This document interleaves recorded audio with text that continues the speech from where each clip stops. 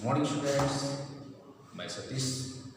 आज मैं आप सबको क्लास 8 विषय संस्कृत और पाठ है अभ्यास निपुणता। अभ्यास निपुणता, अभ्यास से निपुणता। निरंतर अभ्यास करने से लक्ष्य को प्राप्त कर सकते हैं। ठीक है, तो हम लोग देखते हैं कि कहानी है अभ्यास निपुणता कि जब लोग या कोई भी व्यक्ति जब अपने लक्ष्य को नहीं प्राप्त कर सकता है तो वह निराश हो जाता है। तो इसमें हम लोग देखेंगे कि कोई भी अपने लक्ष्य को प्राप्त करने के लिए, किसी को भी अपने लक्ष्य को प्राप्त करने के लिए उसे निरंतर अभ्यास की आवश्यकता होती है। अर्थात अभ्यास से आप अपने लक्ष्य को प्राप्त कर सकते हैं। तो आपकी पाठ तृतीय 3 इसमें देख रहे हैं अभ्यास निपुणता। कक्षा 8 का है। देखिए, इसमें हम लोग पढ़ते हैं, शुद्ध उच्चारण करते हैं। आप सभी भी बुक निकालेंगे, देखेंगे पेज नंबर 22 और पेज नंबर 23। तो देखिए, इसमें दिया हुआ है पूरा वनांचले एक गुरु कालासित। अर्थात पूरा वनांचल प्राचीन काल में, पुराने समय में वन के अंचल में अर्थात वन्य क्षेत्र में एक गुरु काला से एक गुरुकुल था। पुराने समय में क्या होता था, वन में गुरुकुल आश्रम होता था। वहाँ बच्चों को शिक्षा देने के लिए वहाँ भेजा जाता था। जैसे आज हम लोग का ये स्कूल है, वैसे पुराने समय में आश्रम हुआ करता था। बच्चे वहाँ शिक्षा प्राप्त करने के लिए जाते थे, वहाँ रहते थे, वहाँ गुरुओं की सेवा करते थे और शिक्षा प्राप्त करते थे। तो हम लोग इसी तरह का एक कहानी पढ़ेंगे, अभ्यास निपुणता। पूरा वनांचल काले एक गुरुकुलासित। पुराने समय में वन के अंचल में एक गुरुकुल था।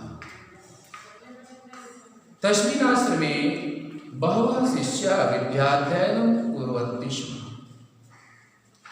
उस आश्रम में बहुत से शिष्य विद्या अध्ययन करते थे। सर्वे छात्राः गुरुआदेशान् पालयन्ति स्म। सर्वे छात्र अर्थात सभी छात्र गुरुआदेशान् पालयन्ति स्म। सभी छात्र गुरुओं के आदेश का पालन करते थे।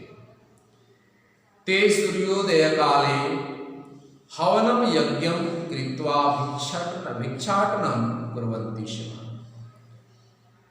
बताया जा रहा है, ते सूर्योदय काले, सब वे सूर्योदय के समय हवन यज्ञ करके भिक्षाटन करते थे। कौन? छात्र। हवन यज्ञ कहते सूर्योदय के समय हवन यज्ञ करके भिक्षाटन करते थे। हवन यज्ञ करने के बाद वे गांव की तरफ भिक्षा के लिए निकल जाते थे, भिक्षा मांगने के लिए। सायंकाले मंत्राभ्यासं कुर्वन्ति स्म। सायंकाले मंत्राभ्यासं कुर्वन्ति स्म। शाम के समय, सायंकाले शाम के समय मंत्र का अभ्यास करते थे। क्या करते थे? मंत्रों का अभ्यास करते थे। मंत्राभ्यासम, मंत्रों का अभ्यास करते थे। आश्रमस्य सर्वे छात्राः नियमानुकूलं व्यवहरन्ति स्म। और आश्रम के सभी छात्र नियमों के अनुकूल व्यवहार करते थे। जो नियम होता था वहाँ का, उस नियम के अनुकूल वे व्यवहार करते थे। अर्थात जैसे हम लोग यहाँ क्या अनुशासन देखते हैं, स्कूल में क्या होना जरूरी है?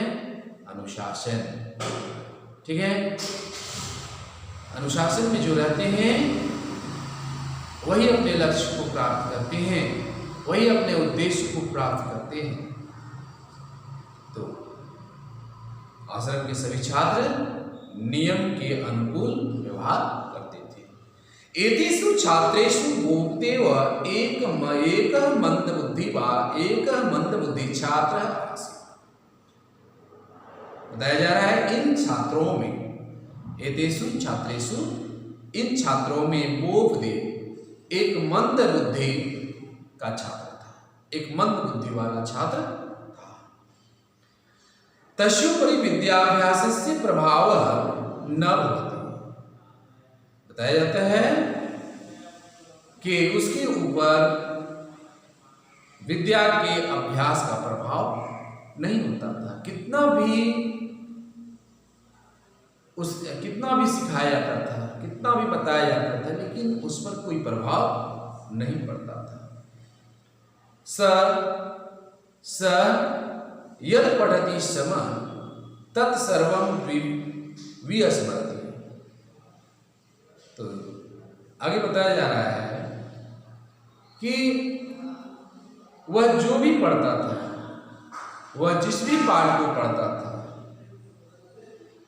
स यद पठति, वह जो भी पढ़ता था वह सब भूल जाता था। ठीक है, तत्सर्वं विस्मरति स्म, जो भी पढ़ाया जाता था वह सब भूल जाता था। आश्रम से क्या देखेंगे, आश्रम में से जुटा हुआ है। आश्रम से सर्वे छात्र गोपदेवस्य उपहासं कुर्वन्ति। आश्रम के सभी छात्र गोपदेव का उपहास करते थे, मजाक उड़ाते थे। ठीक है, आश्रम के सभी छात्र गोपदेव का उपहास करते थे, उस पर हंसते थे। गोपदेव प्रयत्नेन अपठयत् परंतु सफल न भवति स्म। गोपदेव प्रयत्न करता था परंतु सफल नहीं होता था।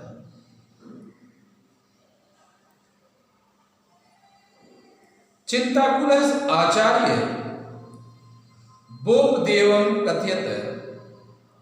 चिंता से व्याकुल आचार्य, उस समय आचार्य अर्थात शिक्षक को आचार्य कहते थे। आचार्य कौन होता है? शिक्षक। अभी भी बहुत से ऐसे स्कूल हैं, विद्यालय हैं, जहां शिक्षक को आचार्य कहकर पुकारा जाता है। तो चिंताकुल आचार्य गोपदेवं कथयत। तो चिंता से व्याकुल आचार्य ने गोपदेव से कहा, उनके आचार्य गुरु चिंता में पड़ गए और उसने गोपदेव से कहा, तुम पठितम पाठम न स्मरसि। तुम पढ़े हुए पाठ को याद नहीं करते हो, तुम पढ़े हुए पाठ को याद नहीं रखते हो। तो भाग्य विद्या नास्ति, तुम्हारे भाग्य में विद्या नहीं है। गृहं गत्वा किंचित अन्य कार्यं कुरु। गृहं गत्वा, घर जाकर कोई अन्य कार्य करो, कोई दूसरा काम करो। मनस्तापेन तप्तः सह आत्मसम्मानेन वंचित मनुभूय इतस्ततः अभ्रमत। तो मन से दुखी हो गया, वह मन के दुख से दुखी, वह आत्मसम्मान से वंचित अनुभव करके इधर उधर घुमा। पिपासा स मार्गे एक कूपम पश्यत, वह प्यासा था, पानी के लिए व्याकुल था। वह एक उसने मार्ग में, रास्ते में एक कुआं देखा। तत्राणेक महिला जलेन घटान पर्यंती शमा। तो क्या तत्राणेका, वहां अनेक महिलाएं जल के लिए घड़े भर रहे, जल से घड़े को भर रहे थे। कुआं के पास बहुत सारी महिलाएं थी। वहां कुएं के ऊपर में जो बना होता है, जिसको चबूतरा कहते हैं, उसमें बहुत सारे घड़े रखे हुए थे और महिलाएं जल से उस घड़े को भर रही थी। तो देखिए क्या होता है आगे। सहसा देवस्य दृष्टि कूपस्थस्य गर्तस्योपरि आगच्छति।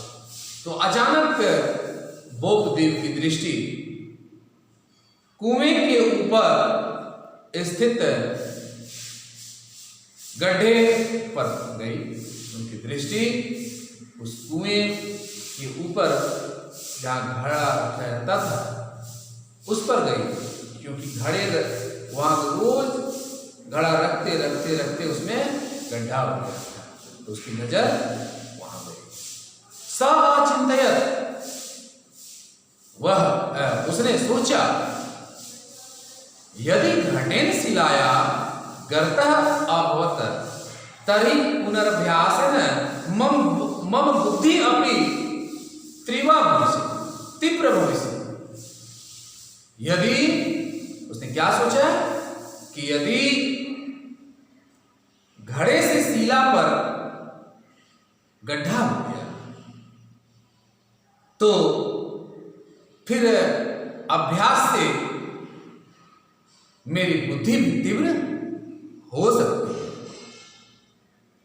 उस घड़े को जब देखा कि घड़ा मिट्टी का बना हुआ है और वह घड़ा उस पत्थर को गड्ढा, उस चबूतरे को वह गड्ढा कर सकता है जो कि पत्थर का बना हुआ है, तो फिर मेरे अभ्यास से हमारी बुद्धि भी तीव्र हो सकती है। एवं चिंतित्वा सह अभ्यासम प्रत्यागच्छत, और वह इस प्रकार वह सोच कहता है, एवं चिंतित्वा, इस प्रकार सोचकर, सह आश्रम प्रत्यागच्छत, वह आश्रम लौट गया। आश्रमे तमवलोक्य आचार्य तस्यागमनस्य कारणं पृच्छत्। जब बोपदेव आश्रम में लौट कर आया तब वहां के आचार्य गुरु उसे देखकर उसे आने का कारण पूछा। किसने? गुरु ने, आचार्य ने बोपदेव को आने का कारण पूछा। बोपदेव सर्वं वृत्तान्तं आश्रयवयत् तथा च विद्यालाभाय निश्चयं कृत्वा परिश्रमेण आपठत्। तब जो है जब वह कारण पूछा गया तो बोपदेव ने वैसे ही सब अपने वृत्तांत को सुना दिया, ठीक है। और फिर विद्या लाभ निश्चय करके परिश्रम पूर्वक वह पढ़ने लगा, वह मेहनत करने लगा। तो कारण क्या बताया कि जो उसने देखा रास्ते में कि कुएं में जो चबूतरा बना हुआ था, मिट्टी के घड़े से वह गड्ढा हो गया था, वह बार बार वहां रखने से गड्ढा हो गया था। तो मैंने सोचा कि अभ्यास करने, इसी प्रकार अभ्यास करने से मेरी बुद्धि भी तीव्र हो सकती है। उसने ठीक वही चीज वहां करके अपने आचार्य को बता दिया और उसने विद्या लाभ यानी विद्या प्राप्त करने का उसने संकल्प लिया और वह क्या करने लगा, परिश्रम पूर्वक पढ़ने लगा। कालांतरे सह संस्कृतस्य महान पंडितः अभवत्।